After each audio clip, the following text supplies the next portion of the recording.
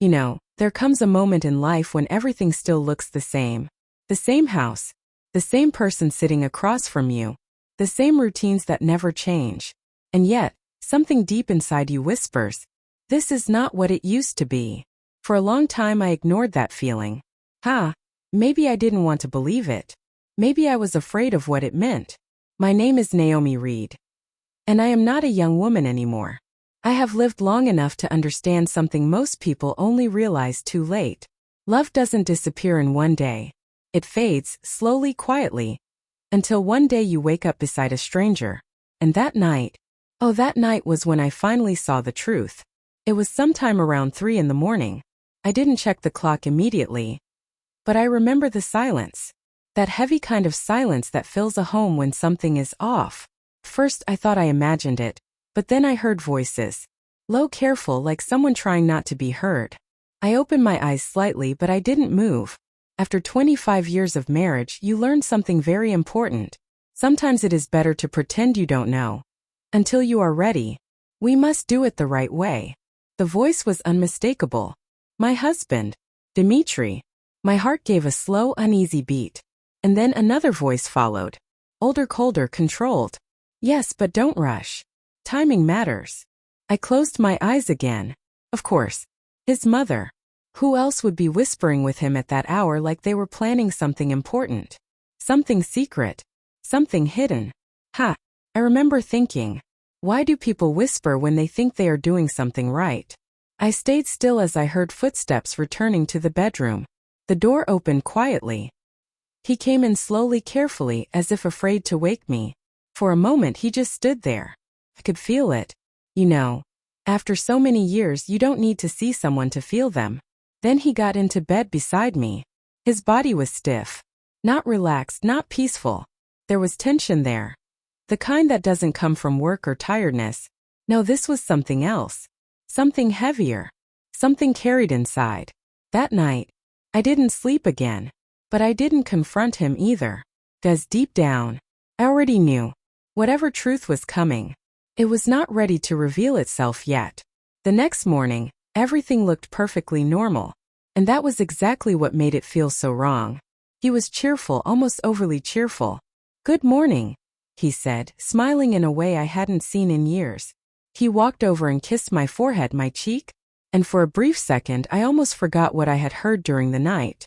Almost. Then he said something that made me pause. We should plan something big for our anniversary. I looked at him carefully. Big? I asked. Yes, something unforgettable. A proper celebration. Invite everyone. Everyone. Now that was strange. In 25 years, this man had never once wanted a big celebration. He preferred things small, quiet, simple. Or at least that's what he always said. But now? He was excited. No, more than excited. Determined. That was when the small voice inside me spoke again. Something is not right. I stood in the kitchen later holding my coffee, watching the steam rise slowly. He was still talking in the background about venues, guests, arrangements, but I wasn't listening anymore. I was thinking, remembering, questioning. Why now? Why suddenly? And most importantly, what exactly was he preparing? Then something small happened. So small anyone else might have ignored it. But not me. Not after 25 years. His phone lit up on the table. Just for a second. A simple reminder. I didn't need to read everything. Sometimes your instinct fills in the rest. Who is S? I asked gently, without looking directly at him. There was a pause. Short. But enough. Oh, just someone from work, he replied quickly. Too quickly. I lifted my eyes slightly. And there it was. That tiny twitch near his eye. The same one I had seen many times before. Whenever he wasn't telling the truth. After he left for work, the apartment felt different. Too quiet. Too empty. I walked slowly to the window and stood there for a long time. The sky was gray. Heavy. Like it was waiting for something to happen. I looked at my own reflection.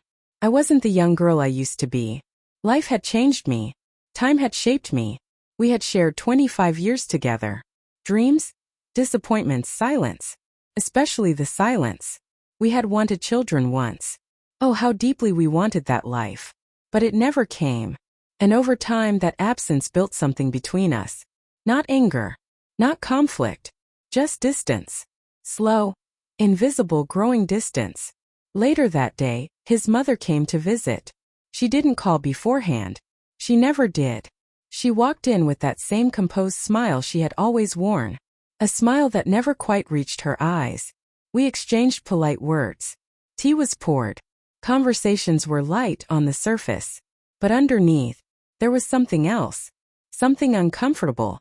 And then she asked, so casually like she was asking about the weather, "Where do you keep the property documents?" I felt it. That question didn't belong in a casual conversation. "In the safe," I answered calmly. She nodded, satisfied. "Good. It is always wise to be prepared," she said softly. Prepared? For what? That word stayed with me long after she left. That evening I sat alone in the living room. No lights. No television. Just silence. And my thoughts. Everything that had happened since the night before began to connect. The whispers. The sudden kindness. The strange excitement about the anniversary. The questions. The lies. Slowly, very slowly, a picture was forming. Not complete. Not clear. But enough for me to understand one thing. Whatever they were planning, I was part of it. And not in a good way. I leaned back slightly and closed my eyes. For years I had trusted him. Believed him. Built a life with him. Now, I felt something new. Something I had never felt before in my own home. Not fear. Not sadness. But awareness. A quiet, steady awareness. Like standing at the edge of something you can't yet see clearly. But you know it's coming. And what I didn't know yet, what I couldn't even imagine at that moment, was that just a few days later, on the very night of our 25th anniversary, that quiet suspicion would explode into something so shocking, so humiliating, that it would change not only my life, but his as well. That night, I didn't sleep properly. Not because of fear, but because once your heart starts asking questions, it refuses to be quiet again. Morning came quietly, just like any other day. Sunlight slipped through the curtains, soft, harmless, as if nothing in the world had changed. But inside me, something had. Dimitri was already dressed when I stepped into the kitchen. "You're up early," I said, watching him pour coffee. He didn't look at me. "Busy day," he replied quickly. "Important meetings." "Important meetings." I nodded slowly, pretending not to think too much. But inside I felt something harden.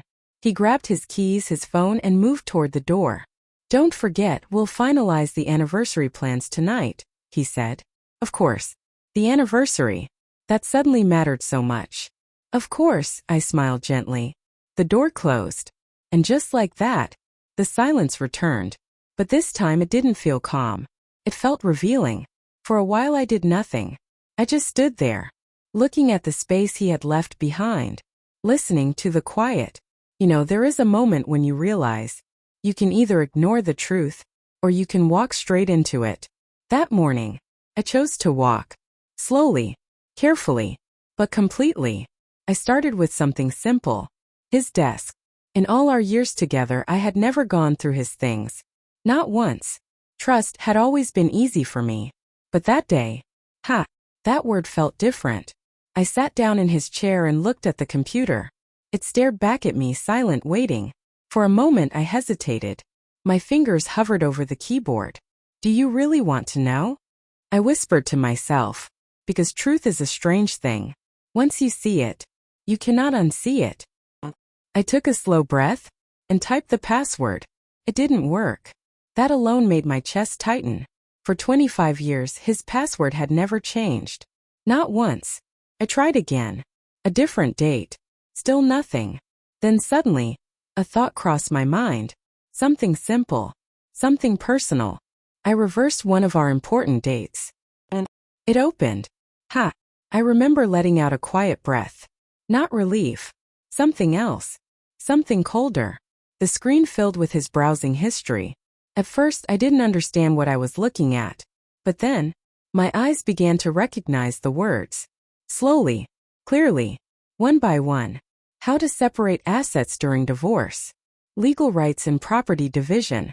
Strategies for retaining shared property. My hand froze on the mouse. Oh, so this was the important meeting. Haha. A strange little laugh escaped me. Not loud, just enough to fill the room. So this is what we're doing now. 25 years. Reduced to a search history.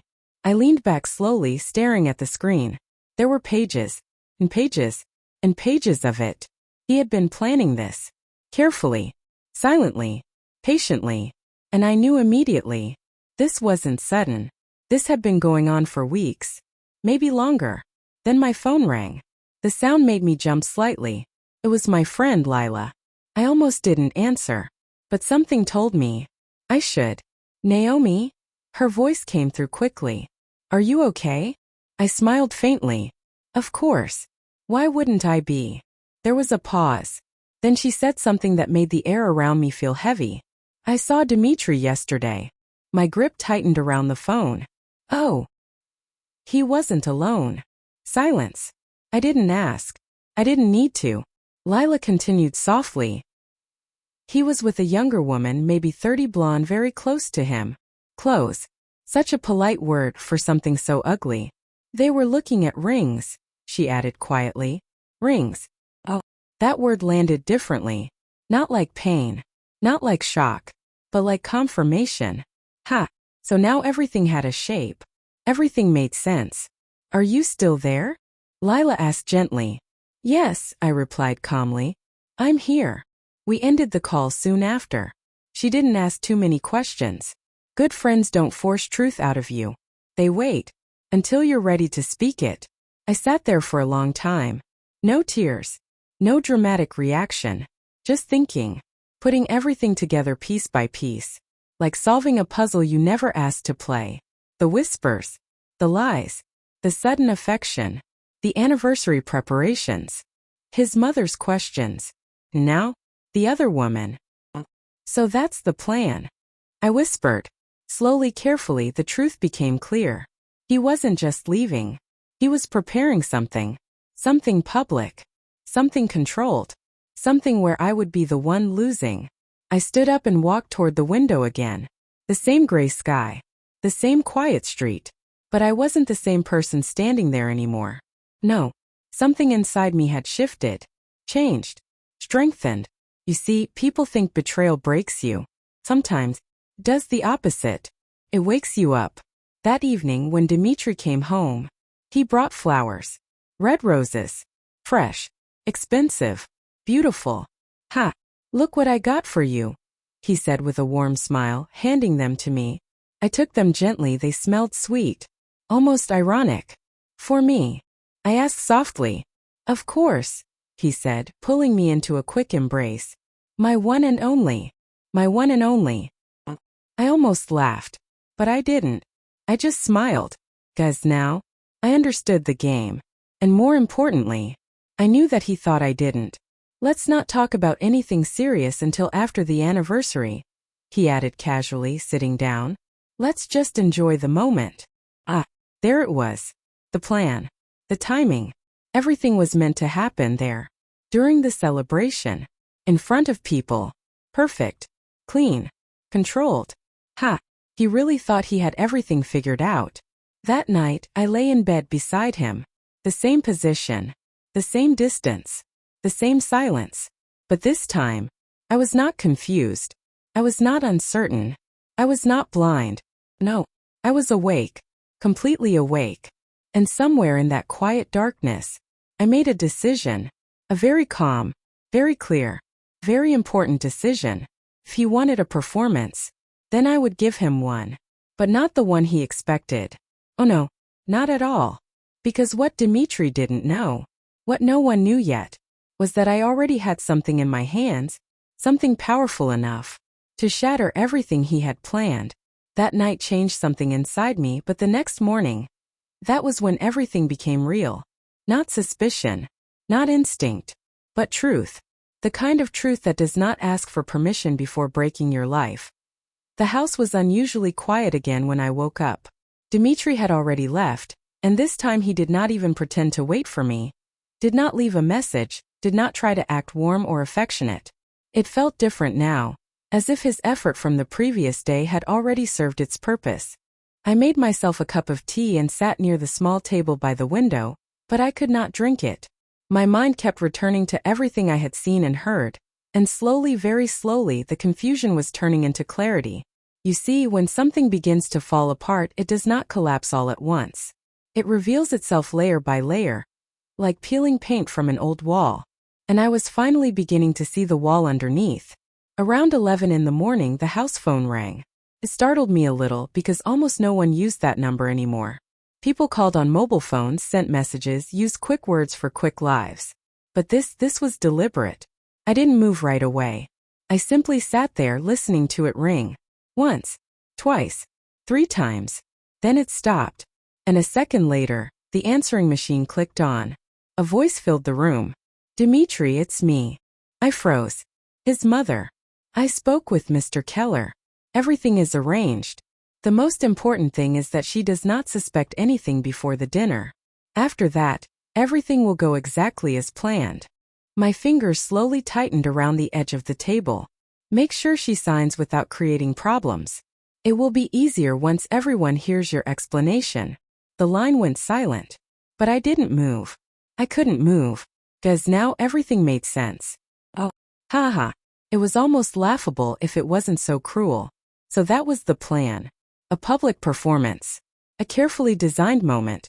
Not just to leave me, but to corner me, to weaken me, to force me into something I would have never agreed to willingly. I stood up slowly and walked toward the hallway where Dimitri always left his phone to charge. It was still there. This time I did not hesitate. Not even for a second. My hands were steady as I picked it up. "Let's see everything," I whispered under my breath. Because if there is one thing life teaches you, it is this. If you are brave enough to look, the truth will always show itself. The phone was locked, of course. But again, I knew him. People believe they are complicated, but after years they are not. They repeat themselves. They follow habits. They leave patterns behind. And that was his mistake. It didn't take long. A few simple attempts. A few familiar numbers. And then, it opened. The messages were there. Clear. Open. Unashamed. My eyes moved slowly across the screen. I didn't rush. I didn't panic. No. I read each word like I was reading a story about someone else. "Sophia, my love, just a little more patience. After the anniversary, everything will fall into place." I felt something cold settle in my chest. My love. Not me. Not anymore. Her. "And the apartment?" She had replied. "I told you I don't want complications. I want security." Security. So that is what love had become. An arrangement. A transaction. Dimitri's next message came quickly. "Don't worry. I have handled everything. She won't even realize what's happening until it's done." Until it's done. Ha! I let out a quiet breath. No tears. Not yet. There were more messages. Dozens of them. Details. Plans. Dates. Even that dinner. The anniversary. Everything was outlined there like a script. He would speak. He would announce the divorce. He would control the narrative. And then, I would sign. Because in his mind, in their minds, I would be too shocked, too ashamed, too broken to resist. Oh, I closed my eyes for a moment. So that was what they thought of me after 25 years. Weak. Predictable. Easily defeated. I put the phone back exactly where I found it. Carefully. Precisely. Because now I understood something very important. This was no longer about catching him. No. This was about preparing myself. I walked back to the living room and sat down again, but this time, I wasn't confused. I wasn't searching for answers anymore. I had them. All of them. And with that knowledge came something unexpected. Calm. A deep, quiet calm. Not because I wasn't hurt, but because I finally knew where I stood. And then something else came to my mind. Something I had not yet fully processed. The letter. The one that had arrived just a few days earlier. I had barely paid attention to it at the time, thinking I would read it properly later, maybe even share it with Dimitri as a small surprise. Ha! What a strange thought that seems now. I stood up and walked to the drawer where I had kept it. My hands paused for just a moment before opening it. Inside, neatly folded, were the documents. I unfolded them slowly and began to read carefully this time. And as I read, my eyes widened, not from fear, but from realization. I remember sitting there in complete silence, holding those papers in my hands, reading each line again and again. Not because I didn't understand them, but because I did. And what I understood was almost unbelievable. The letter was from a legal office overseas. Formal, precise, unemotional. It informed me that my aunt, my father's elder sister, had passed away quietly without any children, without a husband, without anyone else in her life except me. I had not seen her in years. Life had taken us in different directions, but she had never forgotten me. Now, she had left everything to me. First, I thought it must be something small, maybe a little savings, possibly an old property, something symbolic. But as I kept reading, I felt my breath slowly deepen. A property abroad, a bank account, another investment property, assets I didn't even know she still owned. The numbers. Oh, they were not small, not ordinary, not something you could ignore. I placed the papers on the table carefully and leaned back against the chair. For a long moment, I didn't move. I just sat there, absorbing the reality of what I had just read. In one quiet, unexpected turn of life, I had become a completely independent woman, financially secure, protected, free. Ha!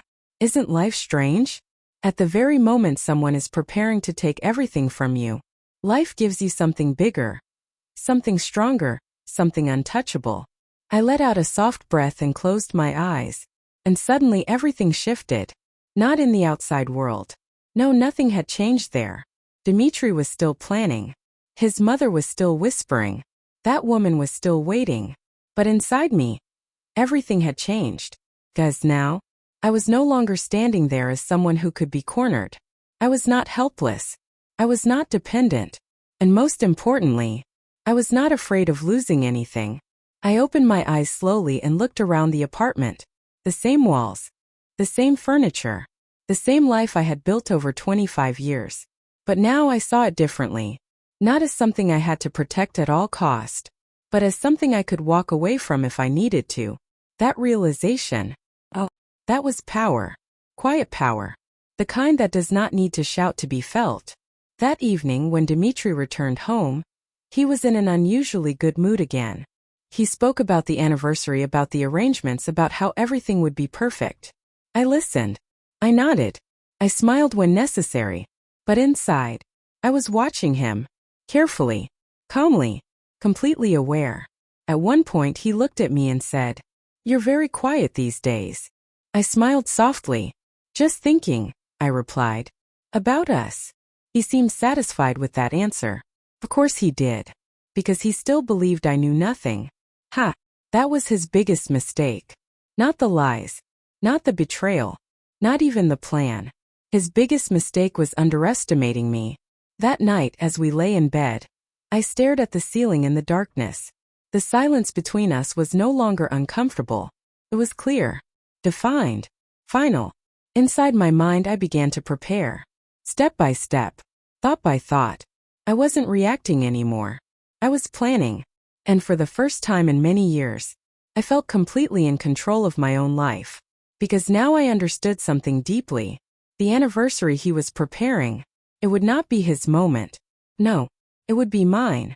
Once I understood everything, truly understood it, something inside me became very still. Not empty, not broken, but still, in a way that only comes when you stop hoping and start seeing reality clearly. You see, for years I had lived my life reacting, adjusting, forgiving small things, ignoring others, believing that time itself would fix what was slowly slipping away. But now, now it was different. Now I wasn't reacting anymore. I was preparing. The next morning, I woke up earlier than usual, even before the sunlight had fully entered the room. There was no heaviness in my chest this time. No confusion. No restless thoughts running in circles. There was only clarity. And with clarity comes something very powerful. Direction. I made my tea and sat quietly for a few minutes, not rushing, not forcing anything. I was thinking carefully about every step I needed to take.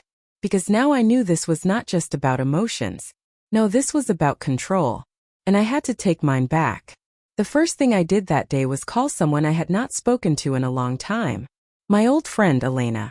We had studied together years ago, and life had taken us in different directions, but she had built a strong career for herself, especially in legal matters involving families and property. If there was anyone who could guide me without judgment, without emotion clouding the facts, it was her. When she picked up, her voice was warm, surprised, and genuinely happy to hear from me. Naomi? After so long. I smiled softly, even though she could not see me. Yes, it's been a while. There was a pause before she asked gently, "Is everything all right?" I took a breath. And for the first time, I did not hide anything. I told her everything. Not in a rushed or emotional way. No. I spoke slowly, clearly, carefully, like someone laying out pieces of a very fragile truth. The whispers, the messages, the other woman, the anniversary plan, everything. There was silence on the other end while she listened, and when I finished she spoke in a completely different tone.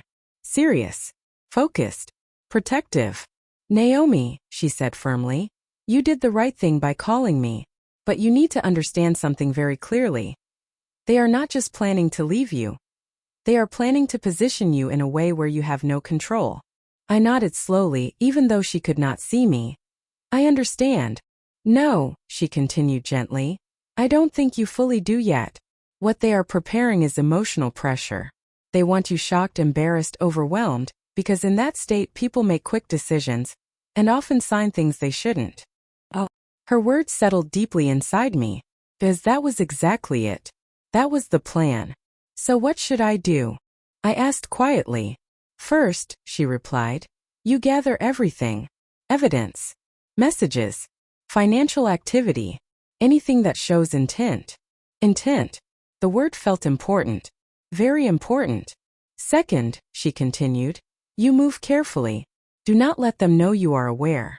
Let them believe everything is going according to their plan." I allowed a small, controlled smile to form. "Yes, I can do that." "And third," she added softly, "protect yourself financially. Immediately. Quietly. Without creating suspicion." After the call ended, I sat there for a while, letting everything settle into place. And then, I began. I went first to the bank. It was not something dramatic. No confrontation. No announcement. Just a calm routine visit. The kind no one questions. I spoke politely with the advisor and arranged to move part of the shared funds into an account in my own name. Not everything. No. That would raise suspicion. Just enough to ensure I would never be dependent.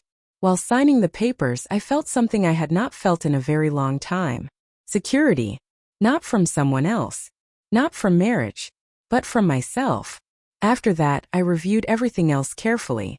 Accounts. Expenses. Transactions. And that was when I noticed something else. Something unexpected. Something disturbing in a different way. Money had been disappearing. Not all at once. No, small amounts at first. Then larger ones. Withdrawals that did not match anything we normally spent on. I stared at the screen for a long moment. Oh. So not only had he planned to leave, he had already started spending. Spending on what? I didn't need to guess. I already knew. Ha! It's strange, isn't it? How quickly someone can treat your shared life as something disposable. Once they decide they want something new.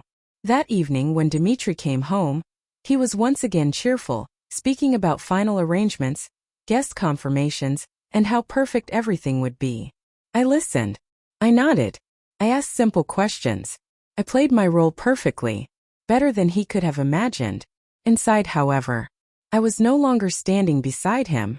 I was standing across from him, quietly, calmly, watching every move. And as the day of our anniversary grew closer, so did something else. The truth. The moment where everything would be revealed. But not the way he expected. By the time the next day arrived, I was no longer unsure about anything. Every action I took had purpose. Every word I spoke was measured. And every silence was intentional. There was one last thing I needed to confirm. Something that had been quietly sitting in the background of all of this. Something his mother had hinted at, without saying it directly. The apartment. You see, that apartment was more than just a place we lived in. It was our biggest shared asset. Or at least that's what he believed. That's what they were counting on. That was the center of their entire plan. So that morning I went to see someone who knew its history better than anyone else. Mr. Carter. The man who had handled the original purchase years ago. His office looked exactly the same as I remembered. Old furniture. Stacks of files. A quiet sense of order. He looked up when I entered, squinting slightly before recognition appeared on his face. Mrs. Reed, it's been many years. Yes, I smiled politely. It has. After a few brief introductions, I explained what I needed. Not everything. Just enough. I would like to confirm something about the property documents, I said calmly. He nodded and began searching through old records. There was a long silence as he went through file after file. Until finally he stopped. Here it is. He adjusted his glasses slightly and looked at the document carefully. This is interesting, he said. I felt my heartbeat slow but steady. How so? I asked gently. He looked up at me. The initial purchase was funded entirely by your parents, and it was registered in your name before your husband was added later. Oh, for a moment, I did not speak, not because I was surprised, but because of what it meant. So legally? I asked carefully. He nodded. Legally, this property falls under your separate ownership, unless your husband can prove significant financial contribution afterward. I almost smiled. Almost. No, I replied calmly. He did not. Mr. Carter nodded again. Then this changes everything. Yes, really did. As I left the office, I felt something shift inside me once more. Not relief. Not happiness. Something stronger. Certainty. For days I had been watching his plan unfold, believing that I would have to defend myself. But now, I realized something important. I wasn't defending anything. I was holding something that was already mine, something he could never take. I remember stepping outside into the daylight and taking a long deep breath. The air felt different, lighter, clearer. 'Cause now, not only did I know the truth about him, I knew the truth about what truly belonged to me. That evening, as we sat together discussing the final details of the anniversary celebration, Dmitri looked completely confident, completely certain. He spoke about the guest list, the venue, the speeches, with no hesitation, no doubt, and I simply watched him. Calm, quiet, patient, because now I knew something he didn't. Something that would turn everything in a single moment. The stage was almost ready. The audience would be there. His speech carefully rehearsed. His plan perfectly timed. But what he didn't know was that the ending had already changed. The night before our anniversary arrived quietly, almost too quietly, as if the world itself did not want to disturb what was about to happen. By then, I had already gathered the truth piece by piece, like someone carefully collecting fragments of a broken mirror. And the reflection I was seeing was no longer confusing or uncertain. It was clear, painfully clear. That evening, Dmitri behaved almost perfectly. He spoke gently, he asked if I was tired, he even brought home something sweet for dessert, something he had not done in years. Anyone looking from the outside would have thought we were a couple preparing to celebrate something beautiful. But I knew better now. His kindness was not love. It was preparation. We had dinner together in silence for a while, and I watched him carefully without making it obvious. Every movement, every word, even the way he avoided certain topics, all of it felt rehearsed. At one point he looked at me and smiled in that same confident way. Everything is ready for tomorrow, he said. It will be unforgettable. Unforgettable. Yes, he was right about that. I simply nodded and replied softly, I'm sure it will be. And for a brief moment our eyes met. But there was no connection there anymore. No warmth. No history. Just two people sitting across from each other pretending. Later that night, after we had gone to bed, I stayed awake longer than usual. I could feel it. Something was coming. Not tomorrow. Not during the celebration. But tonight. And then just as before, I heard it. The soft sound of movement. The bed shifted slightly as Dmitri got up as carefully as he could. He thought I was asleep. Of course he did. I waited a few seconds, then slowly slipped out of bed, my steps light, silent, controlled. I moved toward the bedroom door and left it slightly open, just enough to hear. His voice came from the hallway again. Low, controlled, but this time more certain. "Yes, everything is ready," he said. There was a pause. Then I heard his mother's voice, calm and firm as always. "Are you sure she suspects nothing?" I felt something cold move through me. He let out a short, dismissive sound. "She has no idea," he said confidently. "She trusts me completely." Ha! I almost smiled in the darkness. That sentence alone told me everything. His mother continued. "Once you say it in front of everyone, she won't have the courage to react. People freeze in situations like that. She will feel ashamed, confused. She will just agree to whatever you put in front of her." Each word felt deliberate, calculated, cruel. "And the lawyer?" she asked after a moment. "He'll be ready," Dmitri replied. "He won't come to the event, but he'll be nearby. After the dinner, I'll bring her home, and everything will be finalized quickly. Quickly. Efficiently. Like closing a business deal." I held onto the edge of the doorframe slightly as I listened, not because I felt weak, but because I wanted to stay completely still, completely focused. Nothing could distract me now. Then his voice lowered slightly, almost with satisfaction. "And Sophia will be there too," he added. "I'll introduce her properly. It's better if people get used to the idea immediately." Oh, so that was part of it. Not just humiliation. Replacement. In front of everyone. His mother hesitated for a moment before speaking again. "Don't you think it's too much? Maybe you should handle it privately." He let out a quiet laugh. "No," he said firmly. "This is the cleanest way. After this, there will be no arguments, no emotional scenes. Everything ends immediately. Everything ends immediately." I stepped back slowly, carefully returning to the bed without making a sound. I lay down and closed my eyes, even though sleep would not return. Inside me there was no panic, no confusion, no pain. 'Cause now, I had heard everything. There were no missing pieces left. No doubts. No questions. Only truth. And that truth, oh, it did not break me. It did something else entirely. It made me very, very calm. Because now I knew exactly what they were expecting from me. Shock. Tears. Silence. Submission. Now, I could prepare to give them something completely different. As I lay there in the darkness, I whispered softly to myself, "So this is how you wanted it." My voice was quiet, steady, almost peaceful. And right there, in that silent moment, I made my final decision. I was not going to stop him. I was not going to confront him before the event. No, I would let everything happen exactly the way he planned. The same guests, the same stage, the same speech. But the ending, oh, the ending would belong to me. The morning of the anniversary arrived with a strange sense of calm. The kind of calm you only feel when something inside you has already made peace with what is about to happen.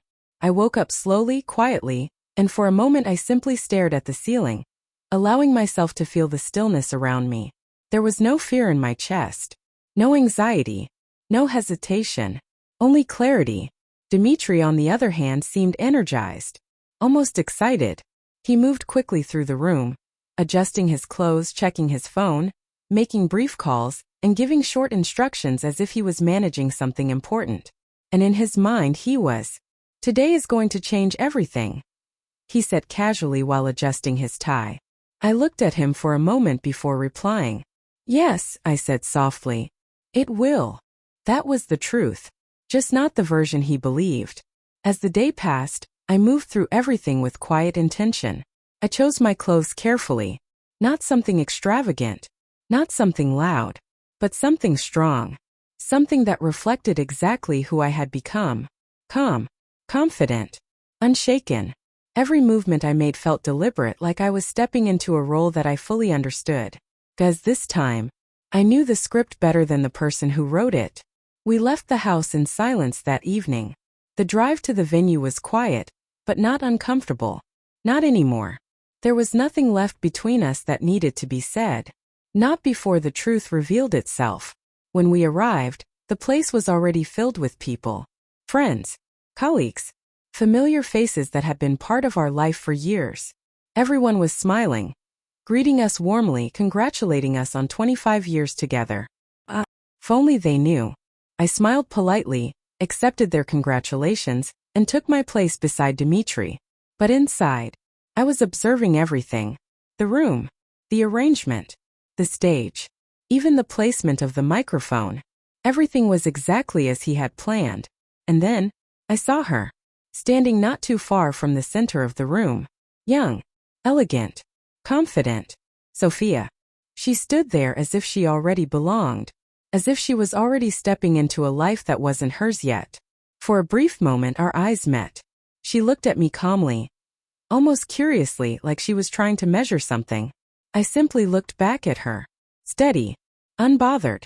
Because now, I knew something she didn't. The evening continued, conversations flowed, glasses were raised, laughter filled the room. But underneath all of it, there was tension, at least for me, because I knew what was coming, and I knew exactly when it would happen. Finally, the moment arrived. Dmitri stood up. He took the microphone, and the room slowly fell silent. I felt every eye turn toward him, every expectation, every assumption. Everything was exactly as he had imagined. He smiled confidently and began speaking. Dear friends, today marks 25 years of my life spent with one person, he said, his voice steady and clear. People smiled. Some nodded. Some raised their glasses again. As time passes, he continued, we grow, we change, and sometimes we realize that the life we built is no longer the life we want. The room grew quieter. The smiles began to fade. People exchanged glances. Confusion began to spread. I sat there completely still, listening to every word. Not as a wife hearing something for the first time, but as someone who already knew what was coming next. And in that moment, as he prepared to say the words he had been planning for weeks, I felt something very simple inside me. Not anger, not sadness, but readiness. Because in just a few seconds, he believed my world would collapse in front of everyone. Dmitri stood there with the microphone in his hand, confident, composed, and completely certain that everything was unfolding exactly the way he had planned. The room had fallen into a heavy silence, the kind of silence that does not come from peace, but from confusion, from something unexpected beginning to take shape. I sat there still and calm, watching him as if I were watching a distant performance rather than my own life slowly being placed on display. He cleared his throat slightly and continued speaking, his voice steady and firm, as though he had rehearsed every word 100 times. For many years, he said, I believed that I was living the right life, making the right choices, and building something meaningful. People nodded politely, still trying to follow his direction, still believing this was just another emotional anniversary speech. But sometimes, he continued slowly, time teaches us things we were not ready to understand before. It shows us that what once felt right may no longer belong to us. There was a noticeable shift in the room at that moment. You could feel it, that subtle discomfort, that quiet realization that something was wrong.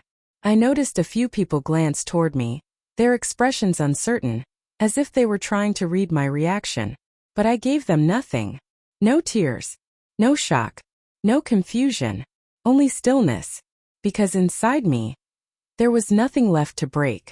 Dmitri turned slightly in my direction and looked at me, but not the way a husband looks at his wife.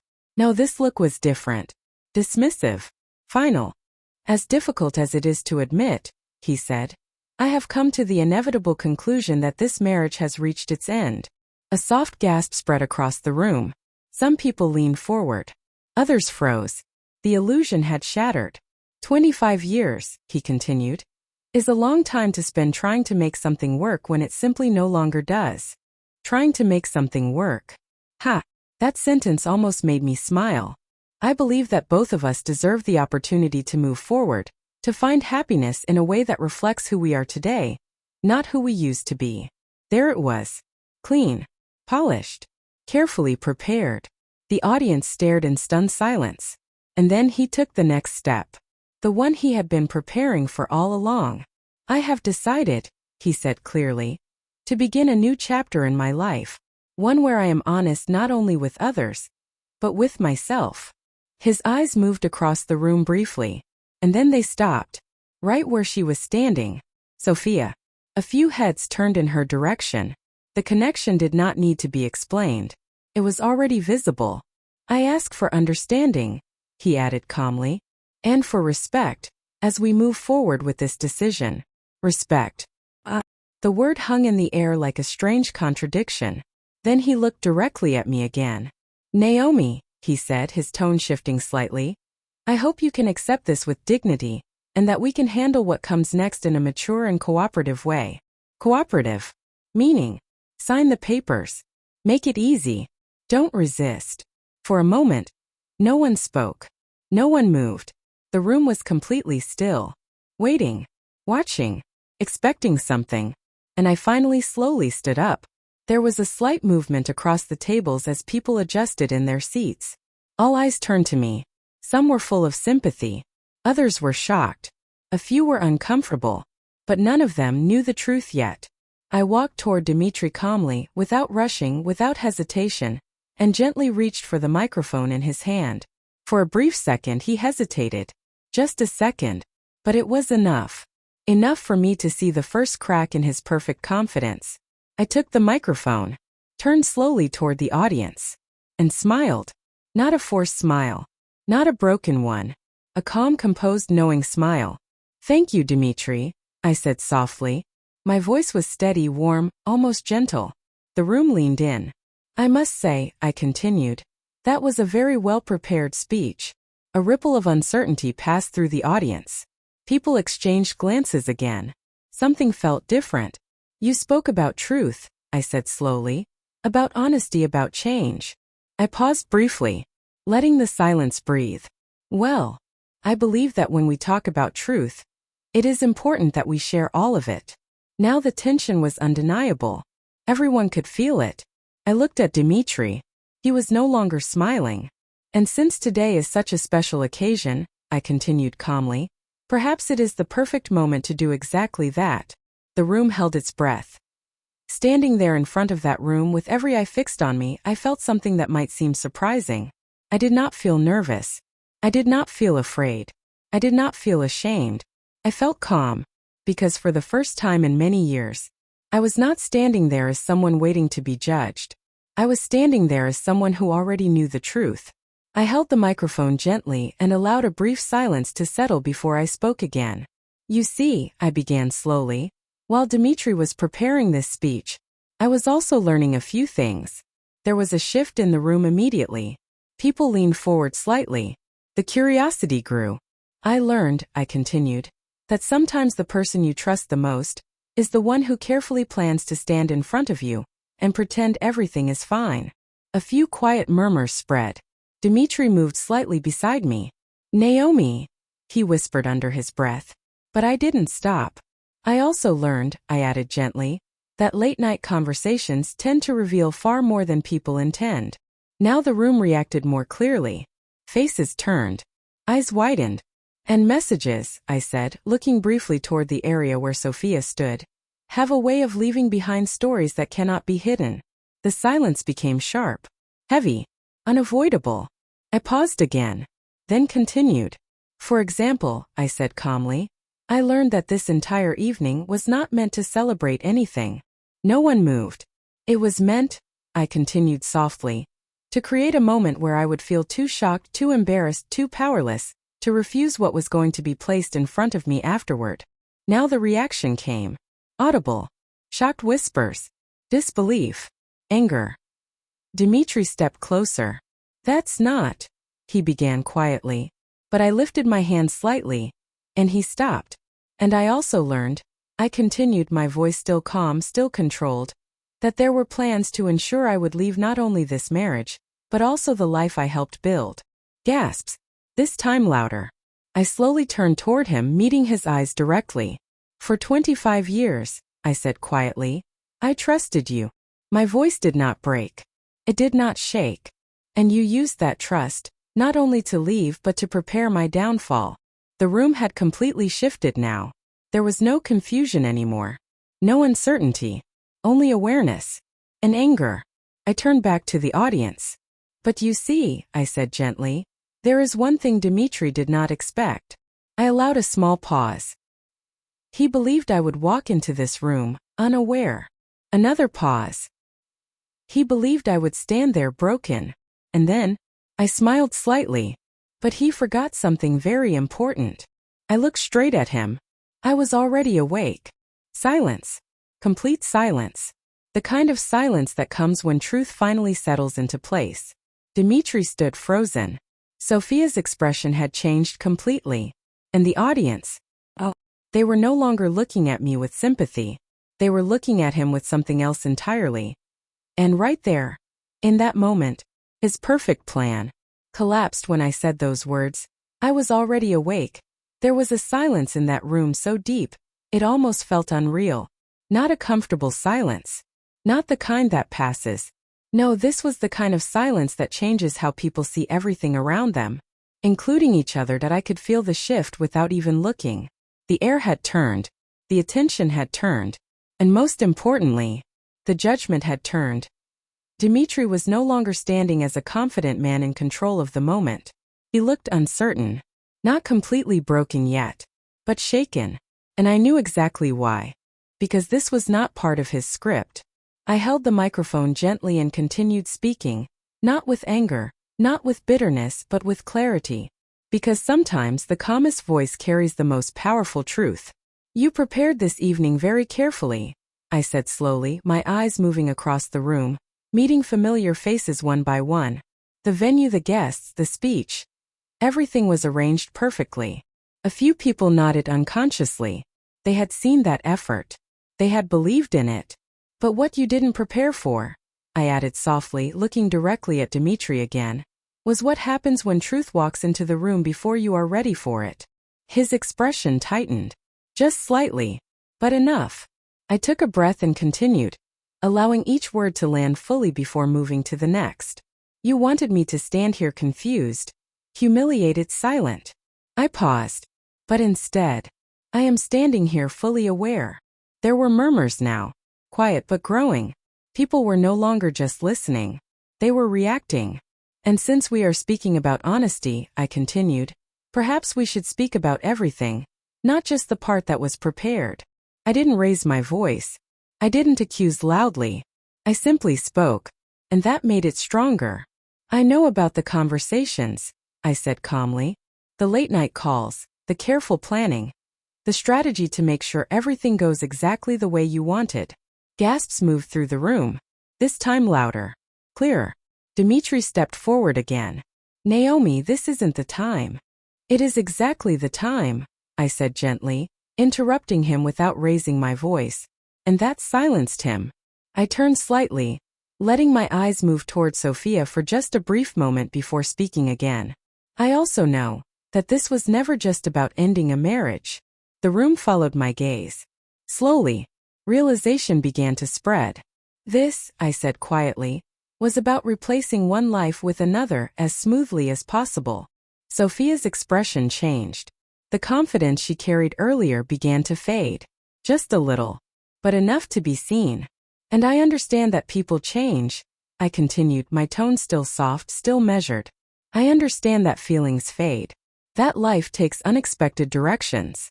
I paused, then added quietly, but planning someone's downfall is not change. Now the room was no longer silent.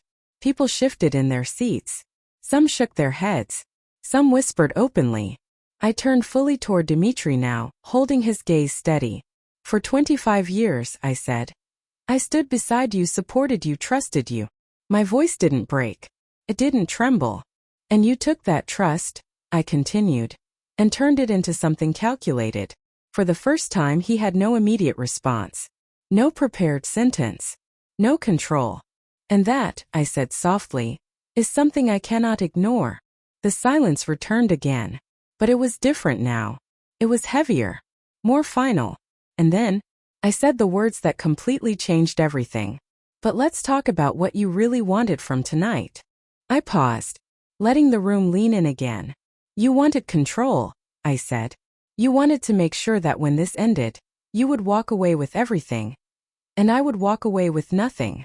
That was the moment, the exact moment, where everything inside the room shifted completely. By the time I reached that point, the room was no longer calm. It was no longer polite. The illusion had broken. And everyone knew it. Dmitri stood there still trying to recover something, anything. But it was already slipping away. Because what people had just heard was not a disagreement. It was not a misunderstanding. It was truth. Clear, undeniable, uncomfortable truth. I held the microphone a little closer now, not to speak louder, but to make sure every word remained steady, controlled, intentional. You believed, I said slowly, that this entire situation would leave me with no choice. A few people nodded, almost instinctively, because now they could see it clearly too. You believed, I continued, that shock would silence me. I paused, and that humiliation would make me obedient. A visible reaction passed through the room. People shifted. Some frowned. Some whispered louder. And perhaps, I added quietly, if I had not known, you might have been right. That sentence landed heavily, because it was honest, completely honest. But, I said, lifting my head slightly, that is where your plan failed. Now all eyes were on me again, waiting, wondering. You forgot something very important, I continued. You forgot that I have lived this life with you for 25 years. My voice softened slightly. And that means, I know you. I took a small step forward, closer to him. I knew when you started hiding things. I knew when you stopped looking at me the same way. And I knew when your silence began to mean more than your words. Dmitri's expression changed again. Not anger. Not denial. Something else. Something closer to realization. But what you never expected, I said quietly, was that I would stop waiting. The room held its breath again. And while you were planning this moment, I continued, I was preparing my own. That is when I reached into my bag slowly, carefully, and took out a small folder. The simple action alone changed everything again. People leaned forward, watching closely. I believe in clarity, I said softly. So let me share something you seem to have overlooked. I opened the folder. Not dramatically, just calmly. This home, I said. The one you thought you would ask me to leave. I paused, then looked directly at him. Was never yours to take. There it was. The moment. Confusion spread across his face immediately. Real confusion. What are you talking about? He asked, his voice lower now. Less certain. I held up the document slightly. Ownership, I said simply. This property was placed in my name before our marriage, as a gift. A wave of shock passed through the room. Clear. Immediate. Real. That means, I continued calmly, that legally it remains mine. Dmitri's face changed completely. Color drained. Confidence disappeared. And I wasn't finished. And as for everything else, I added, my voice still steady, still controlled, I have already taken the necessary steps to ensure my independence. Now there was no doubt left. No confusion. Only understanding. Everything he had planned, everything he had expected, everything he had believed, had just collapsed in front of everyone. I closed the folder gently and looked at him one last time. I will not stop you from leaving, I said quietly. I will not argue. I will not beg. I paused, then added, but I will not stand quietly while you try to erase me. The room was silent again. But this time, it wasn't shock. It was something else. Respect. And in that moment, Dmitri lost not just control of the situation. He lost something far more important. The image he had built in front of everyone. After I finished speaking, after the truth had been laid out clearly in front of everyone, something changed in the room in a way that could not be undone. First, it was very subtle. No one stood up immediately. No one spoke loudly. But you could feel it. Oh, you could feel it so clearly. The energy had shifted.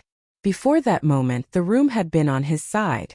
Not because people supported him, but because they believed his version of the story. They believed they were witnessing a man making a difficult but honest decision. But now they were witnessing something very different. I stepped back slowly, placing the microphone gently on the table, and for the first time that evening, I allowed myself to simply observe. Not as the wife in the story, but as someone watching the truth unfold naturally. A whisper started somewhere near the back of the room. Then another. And then more. Not quiet anymore. Not careful. People were talking openly now. Looking at each other, shaking their heads, exchanging expressions that said far more than words ever could. I noticed one of Dimitri's colleagues stand up first. He was a man who had always respected him, someone who had often praised his work, who had admired what he believed was a stable, successful life. But now, his face was different. Disgust. Clear, unmistakable disgust. "I don't understand," the man said out loud, looking directly at Dimitri. "You organized all of this just to do that?" His voice was not aggressive, but it was heavy. Disappointed. Another voice followed, this time from one of our older friends who had known us for years. "After 25 years, this is how you choose to end it?" she asked, her tone filled with disbelief. Dimitri tried to respond. This is not. But he couldn't finish. Because now, people were no longer listening to him. Their attention had shifted away. Completely. And in its place came judgment. I watched quietly as more people began to speak. Some stayed seated, shaking their heads. Others stood up slowly, as if they could no longer stay comfortable in their chairs after what they had just witnessed. One of my colleagues approached me gently and placed a hand near my arm. She didn't say anything at first. She just looked at me and nodded slightly. And in that small gesture there was something powerful. Recognition. Respect. Support. Meanwhile, Dimitri stood where he was surrounded but completely alone. "And what about her?" someone else said suddenly, pointing toward Sophia. All eyes turned, and for the first time that evening her confidence disappeared completely. "Were you aware of all of this?" a woman asked sharply. Sophia hesitated, just for a second, but that was enough. I was told things were already over," she said quickly, trying to gather herself. Her voice no longer sounded confident. It sounded defensive, uncertain. A quiet murmur spread again. People didn't believe her. Not anymore. "And the money," another guest added. "All of this, the event, everything paid for, was that part of the plan too?" Now even more attention shifted back to Dimitri. I saw it clearly then. The structure he had built so carefully for weeks, even months, was collapsing in real time. Not because I shouted. Not because I fought. But because truth, once revealed, has a way of doing all the work by itself. His mother sat quietly in one corner, her expression tight, controlled, but her composure was slipping. She tried to say something, tried to intervene, but no one was listening anymore. I could see it in their faces. In all of their faces. Respect had turned into disappointment. Admiration had turned into rejection. And Dimitri, he looked around the room, searching for something. Support. Agreement. Understanding. But he found none.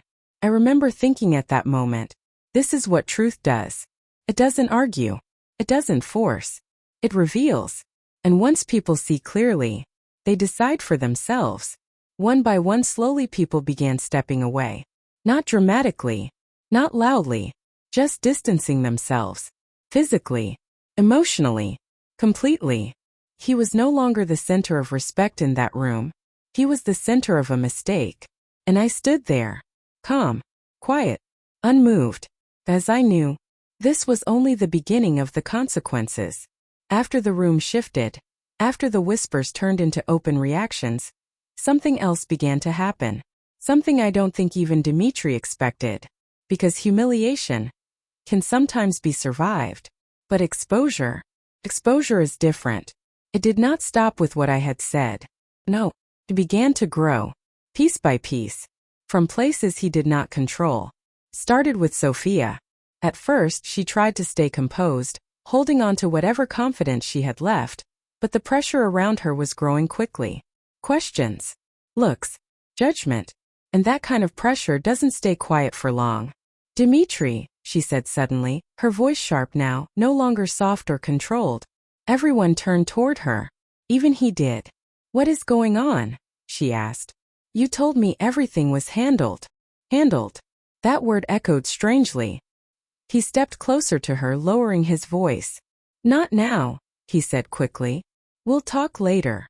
Later. Ha! There was no later anymore. No, she said firmly, pulling her arm away slightly. I want to know now. And just like that, another crack appeared. The room grew silent again. Not out of politeness, but because people were waiting, watching, sensing that more truth was about to come out. You said the apartment would be yours, she continued, her voice rising slightly. You said everything was already arranged. And there it was. No hesitation. No filtering. Just truth spilling out. I saw Dimitri's face change instantly. Fear. Real fear. Sophia, stop, he whispered harshly. But she didn't. Because now she was no longer protecting him. She was protecting herself. You promised me a life, she continued, her voice filled with frustration now. You said after tonight everything would belong to you. The house. The money. Everything. Gasps spread across the room again. But this time, they weren't soft. They were sharp. Clear. People were no longer just judging. They were understanding. Completely. And what about the money you've already spent? She added suddenly, almost without thinking. That sentence. Oh, that sentence changed everything. Dimitri froze. What money? Someone asked immediately. Sophia hesitated. Just for a second. But again it was too late. The money he's been taking, she said, now speaking faster, her composure slipping entirely. The loans, the payments. Everything he used for our plans. Silence. Complete silence. I felt it even before anyone spoke. That moment when a room realizes, this is much worse than it first appeared. His mother stood up suddenly. What loans? She demanded sharply. Her voice shook. Not from anger. From fear. Dimitri tried to respond, but nothing came out. He borrowed money, Sophia continued, almost defensively now. He said it would all be temporary. That once everything was settled it wouldn't matter. Wouldn't matter. Ha! I watched quietly as that final piece fell into place. The truth was no longer a single story. It was a full picture now. Money taken. Plans made. A future promised to someone else. Built on something that was never his to give. And in that moment, everything he had tried to control slipped completely beyond his reach. His mother sat down slowly, her face pale. Sophia stepped back, distancing herself. The guests were already stepping away. He was standing there now, not as a man who made a decision, but as a man who had been exposed. Fully. Irreversibly. And I stood there, watching quietly, feeling something I didn't expect. Not satisfaction. Not revenge. But clarity. Because at last, everything was visible. Nothing hidden. Nothing uncertain. Nothing unresolved. After that night, nothing remained the same. Not in that room. Not in our lives. Not even in the way people looked at each other. Because when truth comes out in front of everyone, it does not quietly disappear afterward. It follows. It stays. Changes everything. The days that followed felt strangely quiet. Not peaceful, no, but settled. Like a storm had already passed. And now everything was simply exposed. The divorce itself was not dramatic. There were no arguments. No shouting. No long discussions.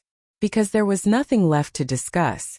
Everything that needed to be said had already been said. In front of everyone.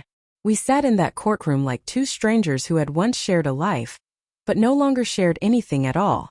The judge spoke calmly, reading through documents, asking formal questions, making decisions based on facts rather than emotions. And that, in a way, made everything feel even more final. The property, she said clearly, remains solely under Naomi Reed's ownership. I did not react. I did not smile. Because this was no longer about winning. It was about truth being recognized. Dimitri sat there beside his lawyer, looking smaller than I had ever seen him before. Not physically smaller, but diminished. Reduced. As if everything he had tried to build around himself had slowly collapsed, leaving him exposed not just to others but to himself as well. The debts he had hidden also came forward. Loans. Payments. Things I had only partially learned during that night. Now they were clear. Detailed. Official. And when the judge made her final decision, I heard the small firm sound of the gavel. Just one sound. But it marked the end of 25 years. We walked out of the courtroom separately, not because it was required, but because there was no reason to walk together anymore. Outside he called my name. Naomi. I stopped. For a second. Only a second. Then I turned to look at him. He looked tired. Not angry. Not defensive. Just tired. I made a mistake, he said quietly. His voice did not carry confidence anymore. Only regret. I listened. Calmly. Without interruption. I thought, he continued, hesitating slightly, I thought I deserved something better. Better. Ha. That word again. And now? I asked softly. He looked down. I lost everything. I stood there for a moment thinking about those words. And then I said something I had not planned to say, but felt right in that moment. No, I replied quietly. You didn't lose everything. He looked up confused. You walked away from everything, I added gently. And there is a difference. I did not wait for another answer. I did not need one, because that chapter of my life was already closed. The months that followed brought many changes. Some expected, some surprising. Dimitri lost his position at work not long after. Not because of one mistake, but because of what that mistake revealed about him. Trust matters more than skill. And once that trust is broken, people remember. His life became smaller, less stable, less certain, and slowly, quietly, everything he had tried to rush toward began to dissolve. And me? First, I did nothing, absolutely nothing. I allowed myself time to sit in silence, time to breathe, time to exist without carrying anyone else's expectations. And then, slowly, I began again. You know, when people hear stories like mine, they often ask the same question. Were you happy in the end? And the truth is, that is not the right question. Because happiness is not something that arrives suddenly after everything falls apart. Comes slowly, quietly, in small moments. After the divorce, I did not rush into a new life. I did not try to prove anything to anyone. I simply stepped into a life that was finally mine. The apartment felt different. Not empty, but honest. For the first time in years, every corner of it felt like it belonged to me. Not to a shared expectation, not to a role, but to who I actually was. I made small changes, not expensive ones, not dramatic ones, just personal ones. I moved things around. I opened windows more often. I let sunlight fill spaces that had once felt heavy.